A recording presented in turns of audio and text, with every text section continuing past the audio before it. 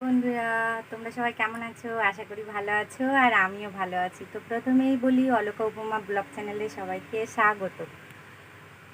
তো তোমরা থাম্বনেল দেখে বুঝে গেছো আজ আমি তোমাদের সাথে কি বলতে চলেছি। হ্যাঁ, আম নিয়ে আমের কোনো একটা রেসিপি বলতে চলেছি। এই কাঁচা আম দিয়ে অনেক কিছু বানানো যায়, জানো তো। আমের চাটনি করা যায়, আম সত্ত্ব বানানো যায়, আমশি বানানো যায়।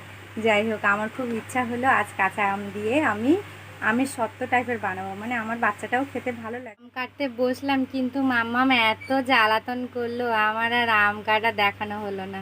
আম কাটা দেখানোও হলো না, আর আমটা কীভাবে সেদ্ধ বানালাম সেটাও দেখানো হলো না। যাই হোক, ওটা তো দেখাতে পারলাম না, কিন্তু মুখে তো বলতেও। আম সত্ত্ব কীভাবে বানালাম সেটা তো আমি দেখাতে পারলাম না আমার মাম্মামের জন্য। তো আমি আম সত্ত্বটা কীভাবে বানালাম সেটা অন্তত মুখে তো বলতে পারবো। যাই হোক, প্রথমে কাঁচা আমগুলো আমি প্রথমে কেটে নিয়েছি, নিয়ে সেটাকে ভালো করে জলে ধুয়ে নিয়েছি। নিয়ে সেটা কড়াইয়ের মধ্যে একটু অল্প লবণ দিয়ে বসিয়ে দিয়েছি। তারপরে যখন এটা সেদ্ধ হয়ে গেছে আমটা, তার মধ্যে পরিমাণ মতো চিনি দিয়ে দিয়েছি। দেওয়ার পরে সেটাকে ভালো করে জ্বালিয়ে পুরো এরকম হয়ে আসার পরে এই থালাতে এখন দিয়ে দিলাম। এবার এটাকে রৌদ্রে দিয়ে দেবো, শুকনো হয়ে গেলে হয়ে যাবে। তো এই হলো আমার ছোট্ট একটা রেসিপি, আম সত্ত্ব। আমার মাম্মাম খুব পছন্দ করে, ওই জন্য বানিয়েছি।